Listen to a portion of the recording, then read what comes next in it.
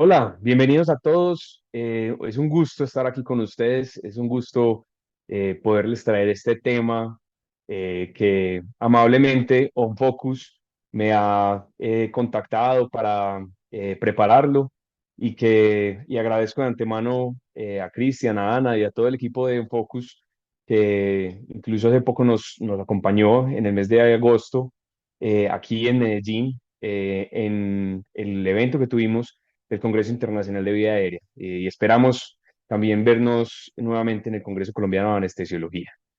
Entonces, hoy he preparado este tema de vía aérea en trauma.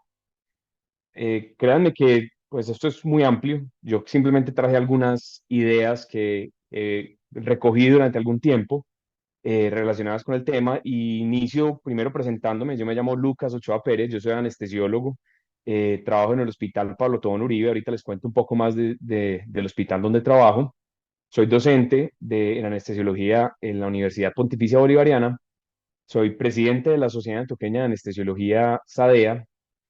Por aquí también les dejo mi correo electrónico, me pueden contactar, puede que a veces me demore un poquitico en responderles, pero con todo el gusto estaré muy atento a poderles resolver cualquier duda en relación a este tema o cualquiera de los otros. Soy un entusiasta entonces de la academia y especialmente este tema de la vía aérea es de uno de mis sitios o mis puntos de interés. Pues quiero contarles que no tengo ningún conflicto de interés para declararles en este caso. Les cuento un poquitico del hospital donde trabajo. Es un hospital de cuarto nivel. Es un hospital, pues, el hospital más grande de la ciudad de Medellín. El área metropolitana de Medellín cuenta con casi unos 4 millones de habitantes. Este hospital cuenta con certificaciones Joint Commission y se trata de un hospital de alta calidad y somos un centro de referencia en trauma. Un poquitico de cifras del hospital. Somos unos 3.000 empleados, hacemos unos 22.000 egresos hospitalarios al año, unas 84.000 consultas a urgencias, unas 15.000 cirugías cada año, contamos con 18 quirófanos, y como ya les conté, contamos con todas las especialidades quirúrgicas, a excepción de obstetricia, y somos un centro de referencia en trauma. Entonces, les voy a contar un caso que es común para nosotros. Después de eso sí, contarles un poquitico de los objetivos que yo me tracé para la preparación de esta charla. Quiero que discutamos cuál sería el enfoque sistemático para la evaluación y el manejo de la vía aérea de los pacientes politraumatizados o con trauma, explicarles entonces cuáles son esos desafíos que tenemos previstos y es el manejo o cómo creo yo que se puede enfocar el manejo de la vía aérea en estos pacientes, proponerles algunas estrategias y herramientas que puedan mejorar nuestro desempeño. O sea, son situaciones que son difíciles y queremos sacarlas o llevarlas a un buen puerto. Y revisar cuál es la importancia que pueda tener una adecuada planificación, una comunicación, un modelo mental compartido con todo el equipo que nos acompaña en el manejo de estas situaciones. Que en últimas, como ya les contaré, tenemos algunas publicaciones recientes relacionadas con estos modelos mentales compartidos. Entonces, esto es un escenario común que nos puede pasar en el hospital, casi siempre, viernes, 6 de la tarde, cuando ya uno dice, bueno, empieza el fin de semana, vamos a estar un poquito más tranquilos. Allí es de cuando nos llega entonces un paciente politraumatizado, nos avisan que tenemos un código de trauma. Eso hace que el equipo de cirugía lo coordinemos, que tengamos entonces los carros de trauma, alertemos al banco de sangre, a las especialidades quirúrgicas especialmente que necesitamos, especialmente ortopedia, cirugía general, si fuera el caso, cirugía vascular. Tenemos un accidente de tránsito, un conductor de bicicleta se colisionó fuertemente con un automóvil. Entonces, seguimos en esta preparación. Tenemos los equipos para potencialmente hacer una transfusión masiva.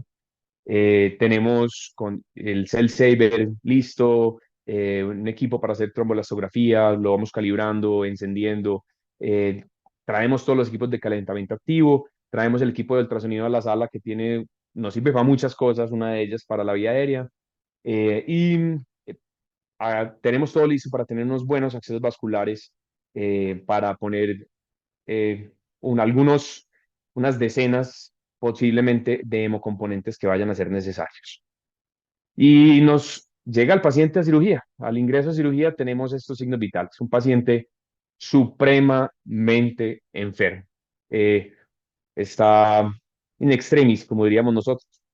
En ese caso, le vienen transfundiendo la tercera unidad de glóbulos rojos y cuando nos encontramos en el caso, le practicamos rápidamente un ultrasonido en trauma y evidenciamos líquido libre en la cavidad abdominal. El paciente entonces necesita una laparotomía urgente. Tenemos que hacer una cirugía de control de daños lo más pronto posible, pero 3 doritos después, les cuento que se trata de una imagen sensible. Además, nos encontramos un paciente que su vía aérea está fuertemente deteriorada. En este caso, pues ya lo tenemos intubado, pero es un reto, bueno, ¿yo por dónde accedo? O sea, tenemos sangre, no sabemos de ahí en adelante líquido, contenido gastrointestinal, es un escenario difícil.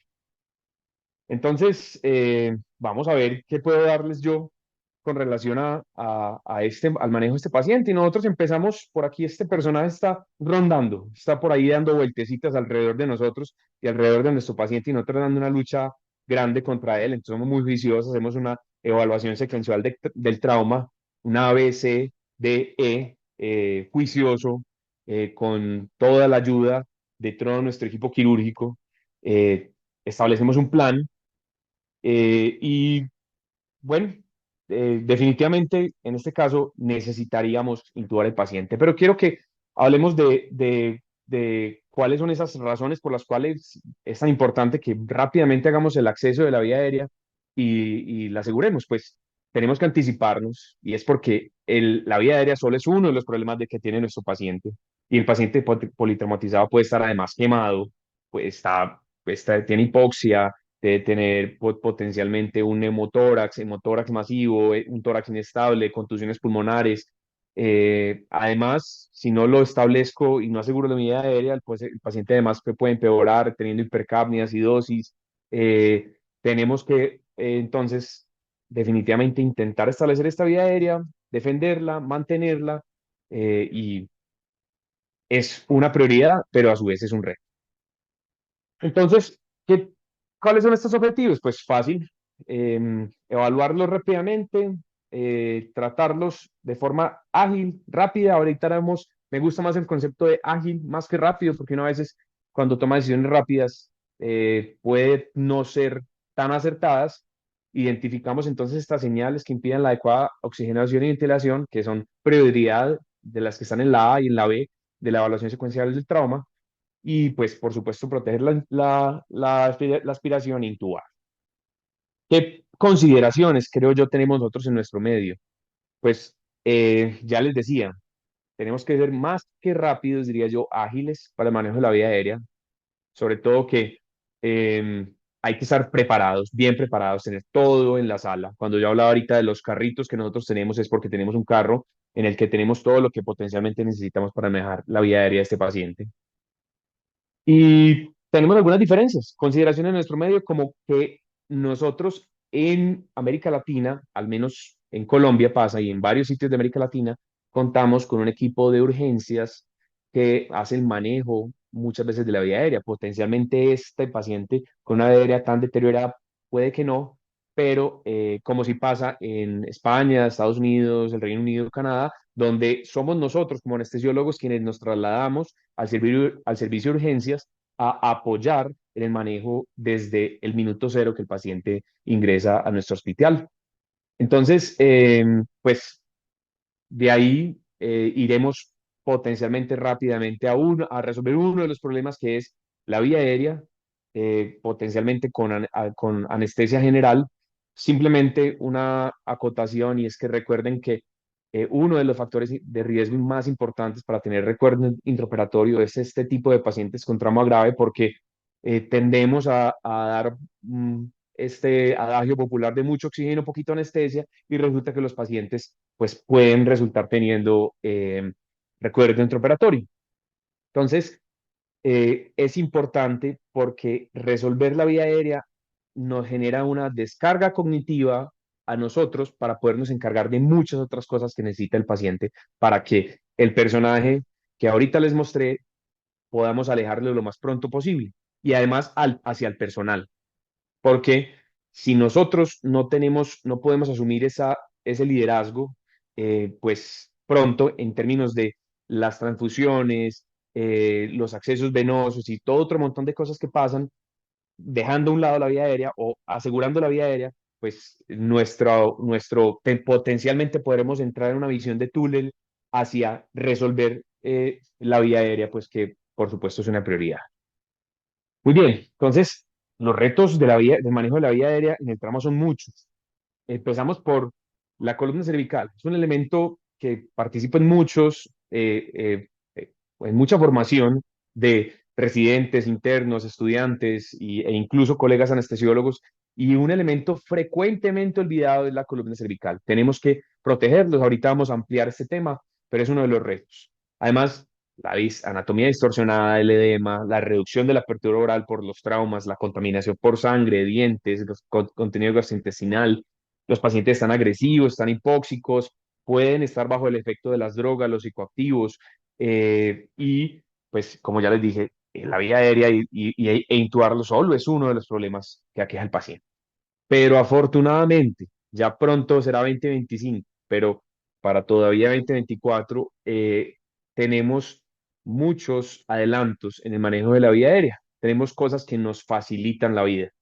Primero, tenemos el uso de los biolaringoscopios. Estos equipos son de especial utilidad en estos pacientes. Y alguien dirá, bueno, y es que con el biolaringoscopio, pues se me llega mi cámara de sangre y no puedo ver. Ahorita hablamos un poquito más de eso, que creo que hay estrategias con las que podemos hacer que esta herramienta sea supremamente potente. Además, contamos con el ultrasonido. Ahorita les cuento algunas de las aplicaciones que puede tener.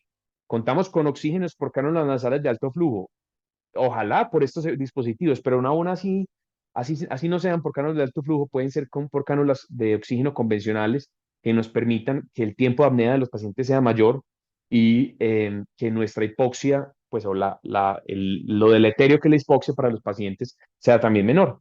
Y contamos con otros dispositivos que son pues muy útiles. Alguien dirá, bueno, ¿y para qué un dispositivo supraglótico? Pues sí, tenemos que oxigenar y ventilar, que es una prioridad. Pues si no podemos proteger completamente de la aspiración, pues al menos tenemos un paciente pues broncoaspirado, pero con una adecuada ventilación y oxigenación, que después resolveremos la broncoaspiración. Y es aquí donde los dispositivos, especialmente los de segunda generación, tienen una especial cabida porque lo ampliaremos más adelante, pero estos dispositivos nos permiten además evacuar mucha parte del contenido gastrointestinal. Entonces, esto hace que el 2024, en términos de la vía aérea y el trauma de la vía aérea, nos haga sentir un poquito más tranquilos. Y así es como quisiera yo que después de esta charla y de un adecuado entrenamiento y de asistir a los eventos, congresos y a la formación para el adecuado uso de estas herramientas, nos podamos sentir así. Entonces, todo empieza con una adecuada preparación. Tenemos que estar formados en el que queramos. Aquí traigo dos, pero puede ser cualquier tipo de formación que nos prepare hacia el manejo del trauma. Puede ser ATLS, puede ser ETC, puede ser cualquier tipo de curso en el que nos centren y nos prioricen y nos hagan que tengamos una adecuada abordaje. Tenemos que utilizar ayudas cognitivas. Las listas de chequeo son supremamente útiles. Aquí les voy a traer un par de herramientas. Hay muchas más, pero simplemente utilícenlas. Y no es utilícenlas antes de, no es para estudiar, es en el momento. Hay que saber implementarlas, utilizarlas en el momento en el que se da las crisis, pero están allí, son útiles y hay que utilizarlas. Hay que tener un líder en el equipo y tiene que ser un líder siempre explícito. Todas estas listas de chequeo tienen como primer ítem la solicitud de ayuda. Y de esta ayuda, entonces tendremos que designar un líder que ojalá, y es muy importante en el trauma, teniendo en cuenta que hay tantas cosas para que el paciente salga adelante, que ojalá solo esté liderando y ojalá donde esté a los pies del paciente, viendo el monitor de frente, viendo cómo se desarrollan las actividades que está haciendo cada una de las personas, médicos y paramédicos, alrededor del manejo del paciente, el personal de enfermería, las auxiliares de enfermería, las transfusiones y demás. Hay que asignar entonces funciones y la asignación de funciones es algo que también se hace explícito desde el principio. Preparamos medicamentos y preparamos equipos desde antes. Trabajamos en equipo y gestionamos los factores humanos. Hay quienes pueden no estar teniendo fluidez, adecuadas ideas, están, y como líderes es nuestra función entonces organizar y asignar funciones de modo que la conciencia situacional que tengamos alrededor de estos casos haga que las cosas fluyan. Una breve experiencia. En el hospital tuvimos que organizarlo porque ¿qué nos pasaba? Llegábamos tres, cuatro anestesiólogos a asistir un caso, estábamos rodeados de ocho, nueve personas que hacían parte del personal paramédico para ayudarnos con todas estas funciones, además de los cirujanos que estaban haciendo la cirugía de control de daños. Y no es infrecuente que nos pasara que entre tantas órdenes, tres personas dando órdenes, tres líderes, pues terminábamos chocándonos, regando sangre, contaminando equipos quirúrgicos. Entonces, fue muy importante cuando decidimos que tener un número limitado para la atención de estos pacientes y hay que aprender además a veces uno necesita escalar los equipos, pero también a veces necesita descalar los equipos. Y descalar los equipos también es que nosotros como líderes tenemos que poder saber en qué momento puede que necesitemos más personas, pero cuándo también puede que necesitemos menos. Y podemos tener que tener la tranquilidad de que estas personas en algún momento digamos, bueno, ¿quiénes en el equipo, quiénes en estas son personas que están en formación? Por favor, tenemos muchas personas a la sana, espérennos un segundito aquí afuera del quirófano, los estaremos llamando si algo adicional necesitamos, pero por el momento necesitamos un poco menos de personal alrededor de lo que está pasando. Entonces, para el manejo de la vía aérea y este liderazgo, siempre tendremos que tener la persona más experimentada, ojalá, porque el primer intento debe ser el mejor intento para el manejo de la vía aérea y tener un manejo protocolizado, parte de lo que ya les contamos que hicimos en el Hospital Pablo Tobón con la implementación de listas de chequeo y con la implementación de una preparación liderada inicialmente por enfermería y después de que llegue el paciente por el anestesiólogo líder del caso. Listas de chequeo, como ya les dije, esta es chévere porque es una lista de chequeo visual que además nosotros la imprimimos, la tenemos en el hospital y las personas ya saben, el personal paramédico ya sabe que tiene que tener listo en sala de medicamentos, de los equipos, de los materiales y todo lo de manejo de la vía aérea para que no haya retrasos, para que ellos no tengan que estar saliendo porque algo nos faltó. Y aquí hay algunas otras. Esta, por ejemplo, la Pública Up to Date, ellos la dividen en una lista de chequeo antes de que el paciente arribe y una lista de chequeo después de que el paciente arribe. Eh, Ojalá después, si lo quisieran, pudieran simplemente pausar brevemente y aquí les dejo los QRs para que esto lo tengan y lo implementen en sus grupos. Y entonces, uno, esto lo hacemos nosotros los anestesiólogos muy rápido, muy breve, y es la evaluación de la vía aérea. Tiene que ser algo supremamente ágil. Tenemos, entonces, lo hacemos mucha parte, me gusta mucho esta primera parte que es simplemente de mirar por fuera. Y cuando miramos por fuera y simplemente es desde la inspección, tenemos que estar muy pendiente de los sonidos de obstrucción, de los sonidos de líquidos, burbujas, y para poder encaminar rápidamente el manejo de nuestro paciente. Tenemos que entonces tener, los aspiradores son fundamentales, los equipos quirúrgicos van a necesitar muchas veces no únicamente uno, sino frecuentemente dos, pero nosotros, por supuesto, necesitamos también el nuestro. Y de aquí en adelante, pues aquí esto simplemente es el lemon, look externally, evaluar la regla de 3-3-2 que aquí se las dejo, la presencia de potencial obstrucción, la movilidad de la vía, del cuello, pero aquí sobre todo más que la movilidad es siempre pensar que en el NEC para el paciente traumatizado es que pueda tener una lesión y un daño secundario de la columna o de la médula que no queremos empeorarlo potencialmente. Ahorita ampliaremos un poco más el tema. Y esto es algo que no es infrecuente que a las personas que formamos o lo olviden y a los anestesiólogos lo olviden, y es que las cánulas nasofaringeas, especialmente en pacientes politraumatizados con TEC, pueden están contraindicadas, entonces tener un uso limitado de estos equipos. Y entonces les decía ahorita, ultrasonido, claro, ya les mostré. Además de que nos tenemos que hacer una evaluación primaria a través de los protocolos para el paciente politraumatizado a través del ultrasonido, como por ejemplo la evaluación rápida del tórax y del abdomen a través del FAST, y el FAST extendido también nos sirve para esto. Yo tengo un paciente en el que creo que sea difícil acceder a su vía aérea a través de la intubación. Tengo que poder pensar que mi plan D, que sería lo que proponen las guías DAS, puede ser una realidad. Y a veces, en medio de estar corriendo, saber dónde queda la membrana cricotiroidea puede ser difícil. Estos son procedimientos en los que no estamos familiarizados todos los días. Entonces, saber exactamente dónde está, dónde voy a funcionar, cómo voy a funcionar y tener un plan y tener el paciente marcado es fundamental. Entonces, este paciente que yo les mostré, una de las cosas que hicimos es rápidamente ecografía en la vía aérea, marcamos dónde estaba su membrana cricotiroidea y teníamos los equipos para poder hacer un acceso translaringio si fuera necesario una cricotiroidotomía de emergencia.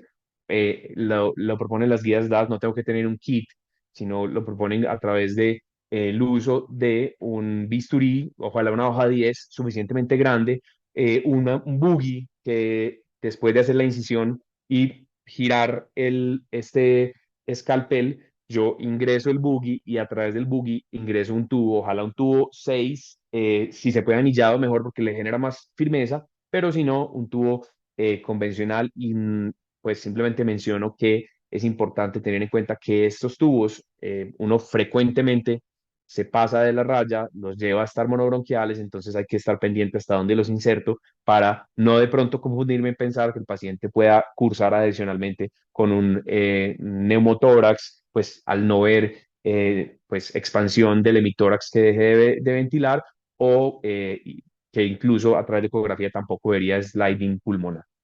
Entonces, eh, además de esto, cuando tengo hematomas en el cuello, me permite saber qué es hematoma y dónde es que está la vía aérea, identificar vasos pretraquiales que en ocasiones nos pueden imposibilitar el adecuado acceso a la vía aérea, y como ya les mencioné, el FAST y el FAST extendido.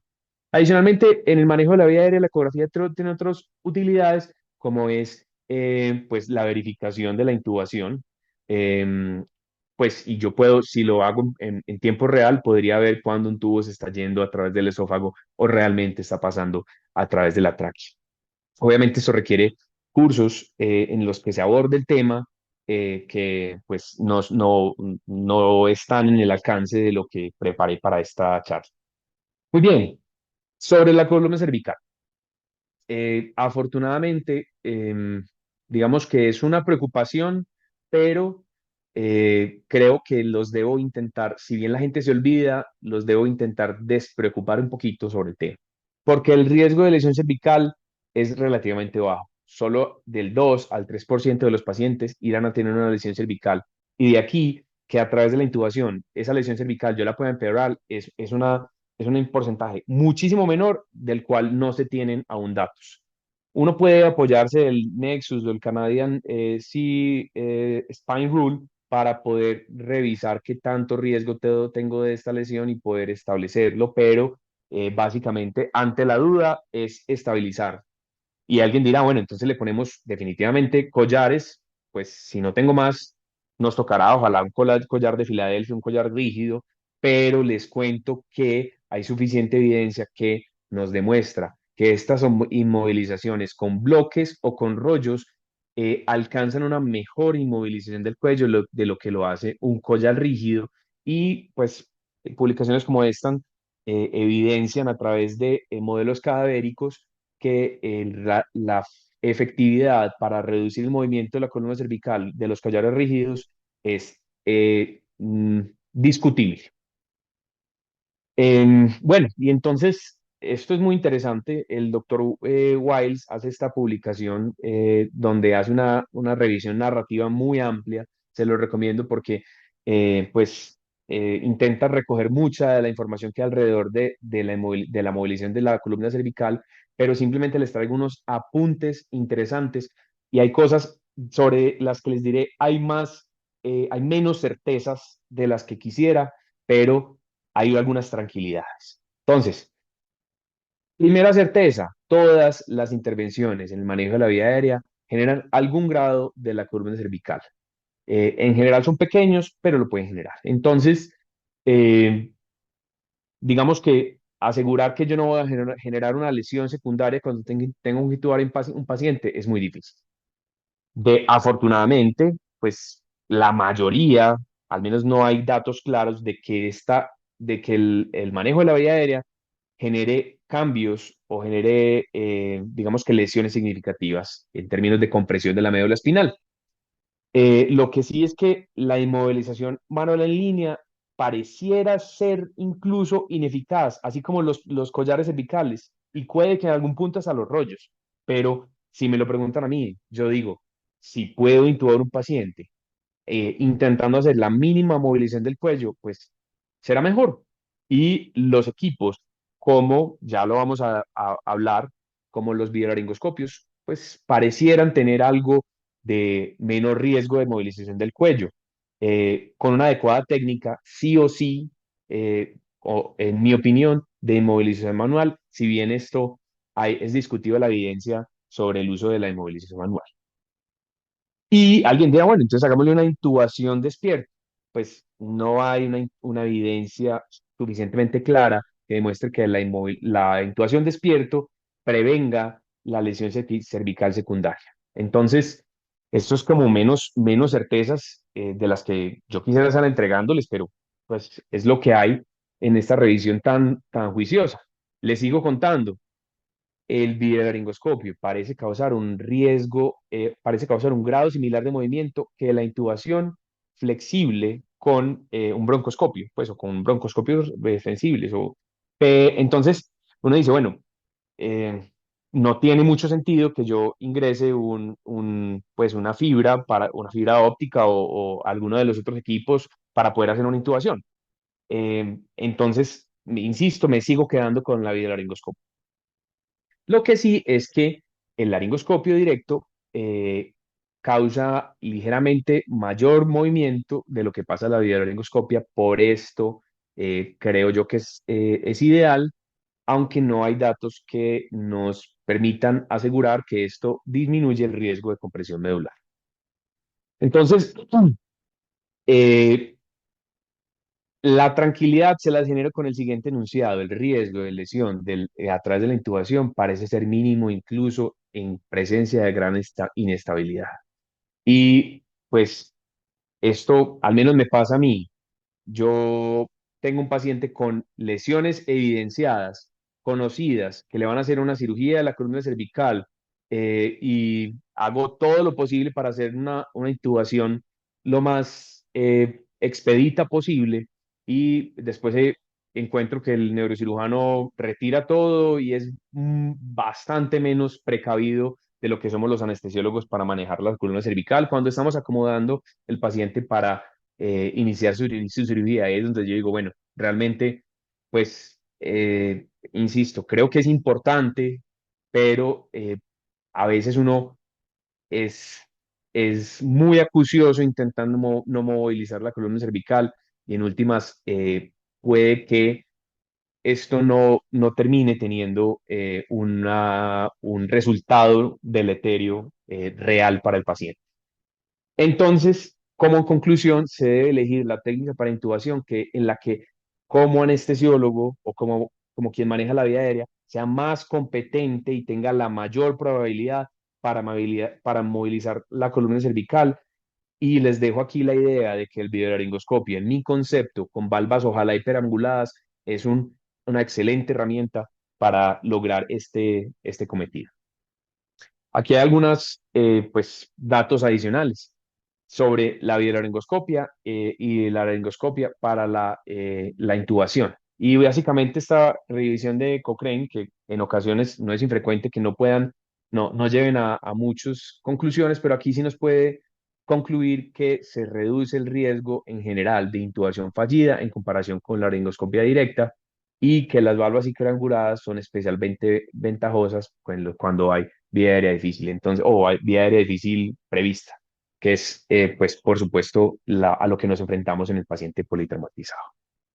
Muy bien, muy poquito, porque aquí la práctica varía demasiado en términos de los medicamentos que yo voy a utilizar para el manejo y para la intubación de este paciente. Entonces, pues ahora quien diga, no, es mejor el tomidato, yo utilizo más ketamina, utilizo midazolam, yo utilizo dosis un poco precavidas o bajas de propofol. Bueno, aquí es la práctica varía demasiado. En mi opinión personal, el etomidato o la ketamina me parecen que son los ideales, teniendo en cuenta que pues está completamente claro que la ketamina no tiene una contraindicación clara, incluso cuando el paciente tiene TEC.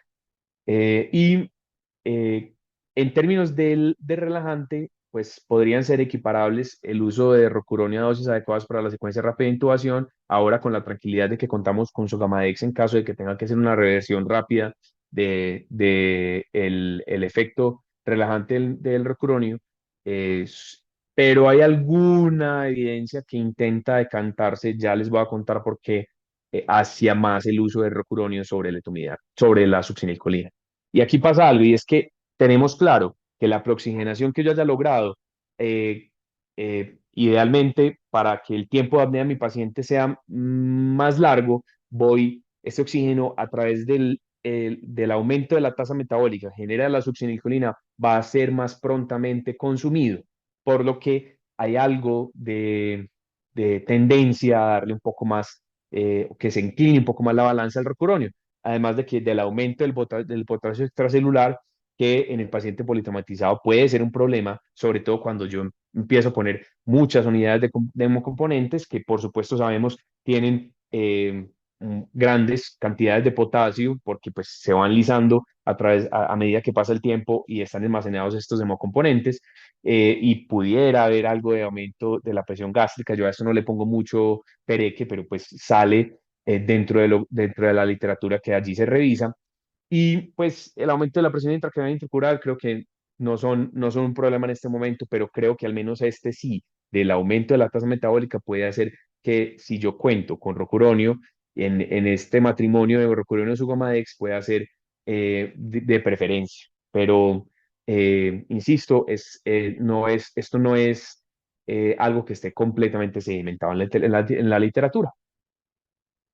Pero creo que esto sí es interesante y es, queremos que los pacientes no se aspiren, pero esta revisión de la intubación de pacientes críticamente enfermos en 29 países, digamos que eh, pone en tela de juicio este riesgo de aspiración y dice, el riesgo de aspiración es relativamente bajo en comparación con otros riesgos como son el riesgo de inestabilidad hemodinámica, cardiovascular o incluso el riesgo de hipoxia grave en pacientes críticos que incluyen pacientes con trauma, lo que hace que el asegurar la vía aérea sea lo primordial. Si bien, como les dije ahorita, tengo un paciente aspirado, pero vivo. Entonces, pues por supuesto, eh, digamos que tenemos que tener un buen feeling, un buen punto para saber hasta cuándo nos esmeramos o nos seguimos esmerando en disminuir el riesgo de aspiración. Y esto creo que es una herramienta supremamente interesante y es la secuencia de intubación retardada. Entonces, pues, como ya lo hablamos, hay pacientes que están intoxicados, que están bajo los efectos del alcohol, de las drogas y demás, están agitados, están hipóxicos, tienen alteración del estado de conciencia. Entonces, esto nos impide que se preoxigenen de forma efectiva. Entonces, lo que se propone es utilizar una dosis, pues, por debajo de lo que sería una dosis de inducción de ketamina, alrededor del 50% de la dosis, para que el paciente se pueda preoxigenar de forma adecuada, para que el paciente mejore, en caso tal de, de si lo que lo tiene así es el dolor, mejore del dolor, y pueda mejorar las condiciones para que el momento de la intubación sea ideal. Y esto iría seguido, entonces, pues, por supuesto, de las dosis adecuadas de los medicamentos hipnóticos y relajantes que fuera a necesitar para la inducción e intubación de mi paciente. Entonces, es aquí donde el riesgo de aspiración está sopesado sobre el riesgo de intubación fallida, de inestabilidad, de hipoxia, dándole más peso a, cuidado, puede ser más deleteria la hipoxia entonces de los pacientes que el mismo riesgo de aspiración. Ya habíamos mencionado esto, pero creo que es interesante y con el COVID aprendimos mucho sobre estos dispositivos para el manejo y para la oxigenación de los pacientes. Si yo los tengo disponibles, hablo de las cánulas de alto flujo, pues sabemos que nos van a proporcionar una muy buena preoxigenación de los pacientes, lo que hace que se retrase el tiempo de desaturación, que pueda incluso seguirlos oxigenando en medio de que el paciente ya pueda estar en apnea, y esto hace que el mismo desempeño del intubador y sea mejor, pues porque tengo un poco más de tiempo y esto hace que mi tranquilidad cuando yo voy sintiendo que la oximetría va disminuyendo sea mejor, me sienta más tranquilo porque, hombre, tengo más tiempo, ¿cierto? Podría tener un problema, sobre esto puede ser discutido. Yo, como ya hablamos de la aspiración, yo les digo, no me importa que pueda eventualmente insuflar el estómago. Hay algo en alguna evidencia que demuestra que puede insuflar el estómago, sobre todo a las altas flujos en los que se utilizan estos dispositivos. Desafortunadamente no están ampliamente disponibles y es aquí donde les dejo entonces dos opciones. Una es que incluso uno pudiera eventualmente pensar en utilizar cánulas de bajo flujo a altos flujos, o sea, cánulas nasales convencionales a altos flujos, y esto pueda también aumentar un poco el tiempo de apnea y también hacer una ventilación muy gentil con máscara facial para disminuir ese riesgo de hipoxia y de desaturación en mi paciente. Entonces, como ya lo hablamos, el primer intento, el mejor intento, la persona más experimentada. Entonces, mi primer intento, no, es miremos de pronto cómo se ve con la laringoscopia convencional, sobre todo un paciente como el que tuvimos. Hombre, si yo tengo un biolaringoscopio, mi preferencia sería utilizar este biolaringoscopio. Entonces, es de ahí donde viene la importancia de la optimización de este primer intento, que el paciente, como vamos a ver ahorita, esté en la posición adecuada, porque además el paciente va a estar muy maluco, tiene contusiones pulmonares y están hipoventilados, están potencialmente aspirados, es un ambiente ruidoso, solo es uno de los problemas que tiene el paciente puede tener un neumotórax, y este éxito en el primer intento está estrechamente relacionado con digamos que los resultados y hay una estrecha correlación con las complicaciones de allí en adelante. Entonces, para un adecuado primer intento, listas de chequeo, posición adecuada, potencialmente puede ser buena esta posición de unos 20 grados de posición en Fowler, y con el uso de laringoscopio con guía o con buggy según aplique o se recomiende, pues yo prefiero sobre todo con los biolaringoscopios hiperangulados utilizar guías metálicas para darles la misma forma que tiene, pues como si fueran en esa forma de garfio los bioringoscopios y generar, pues todo lo tenemos claro, una cosa es ver y otra cosa es llevar el tubo donde yo quiero e intubar, entonces para poder que no solo vea, sino lleve y haga la intubación lo más adecuado posible. Por aquí les dejo este vortex que nos queda como simplemente como mensaje que yo tengo que tener claro siempre, plan A, plan B, plan C y plan D, como lo plantea las guías DAS, y es aquí donde otras herramientas también entran a colación, como vamos a hablar un poco más adelante. Esto para mí es muy novedoso. Esto entonces es como las guías DAS hicieron esta publicación en 2023, donde ahora le dieron un importante peso a los factores humanos alrededor del manejo de la vida aérea de estos pacientes. ¿Qué nos dicen? Hombre, una adecuada gestión de los factores humanos hace que el desempeño del equipo sea mejor, que se utilice un team brief. El team brief entonces es Bueno, bueno, eso es verbalizado. Bueno, compañeros, ya estamos todos aquí. Vamos a manejar un paciente que tiene las siguientes lesiones. Nuestro plan entonces va a ser este y este y este. Tenemos, revisen todos que los equipos, miren los que están allá a la izquierda. Perfecto, ahí están todos los equipos. Está mi guía, está mi video laringoscopio. Tengo alternativas. Está entonces conectado mi aspirador. Tengo equipos de segunda generación o máscaras laringeas de segunda generación. El paciente ya está marcado en la membrana quicotiroidea, en fin. Estas estrategias verbalizadas mejoran y ayudan a gestionar la posibilidad de un fracaso y eh, son importantes para también intentar, digamos que disminuir este ruido, porque después de que yo hago este team brief es donde viene mi cabina estéril. Mi cabina estéril es que si bien es un ambiente que está lleno de cosas, que todo el mundo está pidiendo diferentes elementos para que necesita para manejar el paciente, yo quisiera poder tener mi cabina estéril en la que yo digo, bueno, a partir de ese momento todos estamos concentrados, estamos en silencio y vamos a concentrarnos en una tarea difícil que es manejar la vida de ese paciente y también es muy importante poder verbalizar cuando termina la cabina estéril, donde ya puede seguirse haciendo un poco más de ruido alrededor del manejo del paciente. Hay que alentar entonces a los miembros del equipo a que planteen ideas y dudas, porque más vale un vencido a tiempo, como decimos por acá en Colombia, y tengo que tener entonces miembros del equipo capacitados en estas herramientas de asertividad porque no es infrecuente que cuando yo me encuentro un paciente de estos, yo pueda empezar a tener esta visión de túnel y que pierda el panorama, pierda una adecuada conciencia situacional de qué es todo lo que necesita mi paciente y que no que el problema no es únicamente la vía aérea, es solo uno de los problemas.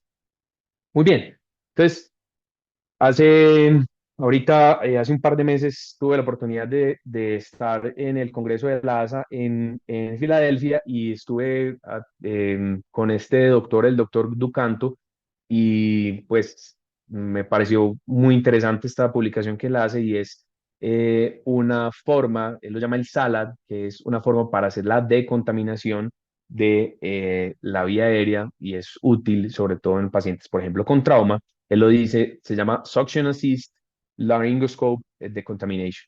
Esto es algo muy simple, pero cuando uno lo pone en práctica, uno dice, bueno, y esto definitivamente sí cambia las cosas. Entonces, esto lo que intenta hacer es una succión continua que tiene como dificultades que eventualmente yo pudiera estar eh, succionando aire enriquecido con oxígeno y que eventualmente pudiera aumentar ligeramente el tiempo de intubación, pero mejora mucho las condiciones de visualización y hace que un videolaringoscopio, que en teoría cuando está contaminado por sangre ya no es tan útil, pueda seguir siendo de especial utilidad. Les voy a mostrar entonces un breve video sobre este SALAD, espero que todos puedan verlo. Me disculpan a mí, aquí no falta la publicidad y demás, aquí ya omitimos la publicidad, perfecto. Entonces miren que él está haciendo la videolaringoscopia simultáneamente teniendo el aspirador siempre adelante. Yo voy succionando antes de que voy metiendo el aspirador, siempre succiono antes, decontamino dientes, líquidos, sangre y demás. Hago mi laringoscopia, tengo una adecuada visualización de la glotis, podría ya intubar, pero el asunto es que él me estorba, entonces lo cambio de lado. Miren cómo pasó el aspirador hacia el lado izquierdo, puede seguir haciendo succión continua de lo que pueda seguir saliendo y me queda suficiente espacio para poder insertar. Entonces, aquí en este caso lo están haciendo con un buggy, pero si es buggy o tubo, el dispositivo que yo considere sea más conveniente. Y en ocasiones lo que nos pasa es que la sangre sigue fluyendo y sigue contaminándome el campo visual, pero aquí yo lo limito con este uso. De hombre, esto es algo muy simple, pero créanme que esto es una cosa que a mí me parece que es útil, cambia, es cambia brevemente como hago la práctica hoy y mi manejo. Perdón, vuelvo y les doy, sigo entonces con la siguiente diapositiva. Entonces, máscaras laringeas de segunda generación especialmente. Considerarlas en algunos casos, sobre todo cuando yo fracaso a mi plan A. Y eh, tienen otras ventajas que quiero mencionárselas, sobre todo y que cuando viene la sangre del tracto digestivo, me pueden ayudar a taponar estos fluidos y yo puedo avanzar entonces una sonda a través del canal que todas poseen. Pues puede ser cualquiera, Agile, Procil, la que ustedes prefieran, pero esencialmente, además de mitigar el riesgo de aspiración, si bien no protegen, como todos lo tenemos claro, pues nos eventualmente pueden mitigar, entonces, teniendo además buenas presiones de sello, puertos para las ondas y siendo conductos para potencialmente utilizarlos como intubación con el uso de endoscopios flexibles, con video endoscopios y demás. Y además, pues es fácil insertarlos cuidando la columna cervical y digamos que estos son equipos que cada vez están más disponibles en el hospital donde trabajo, pues tenemos al menos unas tres marcas diferentes de estos equipos y creo que eh, deberíamos hacerlos muy parte de nuestra rutina y de nuestros amigos. Entonces creo que durante estos minutos pude generarles algunas ideas que yo recogí alrededor del trauma. Creo que es un tema muy amplio hablar de todo el manejo del paciente, de la vida aérea del paciente con trauma. Y creo que es importante dejarles unas conclusiones. Pues para todos es claro, es un escenario complejo, pero insisto, con adecuada formación, con adecuados equipos, con adecuadas estrategias, con modelos mentales compartidos, con listas de chequeo, con ecografía, cambia, es diferente. Entonces hay que tener en consideración siempre la naturaleza de las lesiones, la condición clínica de mi paciente para poder priorizar y la experiencia clínica disponible. Recuerden que siempre, ojalá la persona más experimentada. Tengo que ir adelante, tengo que estar anticipándome, tengo que discutir las estrategias antes de que me llegue al fracaso para poder tener estas alternativas. Entonces, y les dejo también como conclusión que los avances en la tecnología médica nos otorgan mayores alternativas, seguridad para el paciente y es fundamental hacer un entrenamiento. El presente, el futuro, debería dirigirse entonces a tener unidades especializadas, un manejo protocolizado, usar ayudas cognitivas, capacitar periódica. Soy un enamorado de la simulación y considero que la simulación entonces es una de las formas en las que esto se puede lograr con mayor efectividad, pues porque estas charlas definitivamente son buenas, son importantes, pero si esto yo no lo llevo a la realidad, a cómo lo implemento, a que yo genere mis destrezas a través de mi memoria muscular, es supremamente difícil. Es un gusto haber estado hoy con ustedes y les dejo por aquí forma en que puedan contactarme si tienen comentarios, preguntas y pues estoy atento a responderlas. Espero que haya sido el agrado de todos y nuevamente espero poderlos ver entonces en el Congreso Colombiano de Anestesiología. Les recuerdo, lo vamos a desarrollar talleres pre-congreso el 27 de agosto del 2025 y ya las plenarias de 28, 29 y clausuramos el 30. Muchas gracias a todos. Que estén muy bien.